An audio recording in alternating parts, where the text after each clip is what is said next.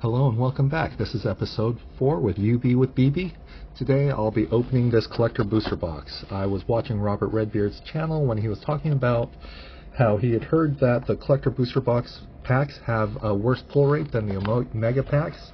So I will be opening 12 of these Omega packs and comparing it to the 12 packs that you get in the collector booster box and seeing which one have a better pull rate for mine. So one thing about the collector boosters is that these are priced considerably higher, but the pull rates that you get aren't necessarily comparable. So there are cards that you can only get from the collector booster, and if you're looking for a full master set, you have to buy these collector boosters. But if you're looking for just to be able to play Magic the Gathering, then the regular draft booster packs are going to get you all the cards that you want. So looking at the schedule of what I plan to do with this channel, I'll be opening a pack a day. So by the end of next year, that's going to be 7 different universes across all of the Universe Beyond products. So looking at Final Fantasy, Spider-Man, I'll be opening some of these Lord of the Ring packs, and then Avatar and all the others that have been announced for next year. So opening one of these packs a day, that's going to be 7 packs a week. Be opening one of these collector booster packs or one of these secret layer packs that I've been able to get. Look at the price of these play booster packs. They're very affordable compared to the collector booster packs and secret layers. And the pull rates are pretty good. So you have a chance of getting 1 rare or mythic with one of these play booster packs, and in the collector booster packs you have a minimum of 4 rare or mythic cards in a pack. But looking at the cost, after 3 years on this channel, my estimated spend is going to be just under $15,000. That said, at $15,000, I will be spending about $6,600 on the play booster packs. That's going to be 892 play booster packs across the 7 universes for 3 years. That means opening 1 collector booster pack a week at MSRP is going to cost me just under $8,500. So 1 a week versus 7 a week of these, that is still going to cost me almost an additional $2,000 over the course of 3 years just to be opening these. So 7 of these versus one of these. Spider-Man booster packs are currently selling for $40, $45 per pack. What you're seeing is people wanting the cards but are unwilling to spend the money for a full box, which is roughly $450. But when you look at these Omega booster packs, these only has 1 pack, which, by the way, the packaging for this 1 pack versus the packaging for this 12 pack is kind of crazy. All of these Omega booster packs are selling out, and it's hard to find these at MSRP. I think largely because people are willing to spend the money for 1 pack or 2 or 3 packs, but are unwilling to spend the money for 12 of those packs. That means there's still interest in Spider-Man and in the collector booster packs. People are probably looking for that Soul Stone. I'm looking for that Soul Stone as well. If you're not looking for those specific collector items, which find these play booster packs is the way to go, largely because if you can buy 7 of these packs for the price of 1 of these. And if you get 1 mythic or rare in this pack versus 4 in this, that means if you buy 7 of these packs, that means you are guaranteed at least 7 mythic or rares versus 4 in this pack. So if you really are looking for a full set of rares and mythics, play booster packs are where you want to go. If you want all of the foils, then the collector booster pack, it really is the way to get all of the foils. However, as we just saw in my collection, I have quite a lot of the draft set in foil, and again, those are only from the play booster packs. So let's dive in. I've already opened this box. When I bought it, I was looking for that Soul Stone, and I know that's taboo on one of these pack opening channels, and I think I've already sorted it. So here are the 12 packs from this box. So let's go through them. At the end, I'll do a review of all of the rare and mythic cards I've just pulled from this box. One thing about the collector booster packs is these are the only places to get the art cards, if people are interested in the art cards. In the Final Fantasy set, you would get either a token or an art card. But with Spider-Man, you can only get the art cards from the collector booster box, and I think that's kind of sad. I like the art cards, but I'm not willing to buy a collector booster pack to get them.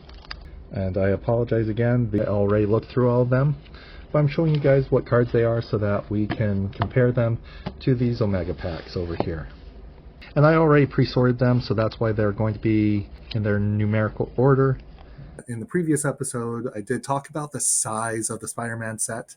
Now, as we know, Spider-Man wasn't going to be a full set. It was probably supposed to be a supplemental set, akin to previous Universes Beyond sets that we've seen before. The expansion of this set to a full set really increased a lot of the bulk that you see in this set, even here in the collector booster pack. This probably also means that this set, the Spider-Man set, was probably in development far longer than Final Fantasy or even Avatar, because it is likely an older set when they started developing it, which is why it probably started as a supplemental. And as Universes Beyond products grew, the Spider-Man set grew as well. That's just speculation on my part. But Final Fantasy was a premium set, so that's why it has such a broad variety of cards within that Final Fantasy set. Again, over nearly 1,700 different unique cards for Final Fantasy versus about 600 for Spider-Man. In episode 3, I provided a comparison between the bulk I've received for the Spider-Man set versus my Final Fantasy set. Again, 63 packs of Spider-Man versus 88 packs of Final Fantasy, and the bulk I've got from both sets are nearly comparable. So 25 pack difference, and yet the amount of bulk is about the same. That really is the difference between the supplemental set that is Spider-Man versus a premium set that is Final Fantasy. I suspect Avatar will be more akin to a core set instead of a premium set.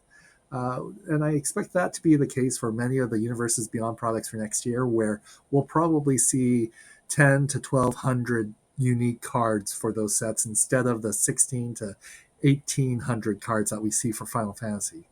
I think Spider-Man might be the last supplemental Universes Beyond set that we see for at least the next year, though I think Marvel Superheroes might have also started as a supplemental set. I suspect this to be the case because of how complex licensing is for Marvel products. It really has been scattered across a lot of different companies, so being able to pull in a lot of those different heroes, a lot of the different characters, might be a challenge. And we'll see for next year. Once Marvel Superheroes is released, I'll be opening them here on this channel. So these are all the cards I got out of these 12 booster box. We've got 5 of the art cards and all of this. According to the Scryfall, this total set comes to a value of $106. I bought this at MSRP, so just north of $450. I am out $350 on this box. I will be keeping this separate from my main deck until I can open the 12 of these Omega packs. And once I finish that comparison, I'll merge them all together. But for now, I'll keep track of the cost metrics for them separately, just so I can be able to compare the two sets together. Alrighty, so here's that summary of the collector booster box. Here are the 5 art cards in the box. So we got 5 art cards, we have several tokens. Here's all the bulk that was in that box. We have the Spider-Man Eternal set, so Amateur Hero, MJ, Spider-Man Peter Parker, Slayerbots, Lila, Grendel, Symbiote Spawn, Twisted Spider Clone, and Pumpkin Bombs. These are all from the Spider-Man Eternal set that you can only get out of the collector box. And here are all the rares and mythics from the box. So Miles Morales, Cosmic Spider-Man, Imposter Syndrome, Planes. These are not rare.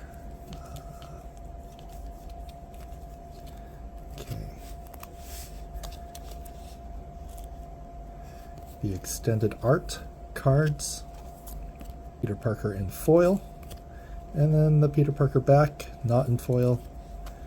We have the radioactive spider, Aranya, symbiote Spider-Man, Origin of Spider-Man, both in foil and not.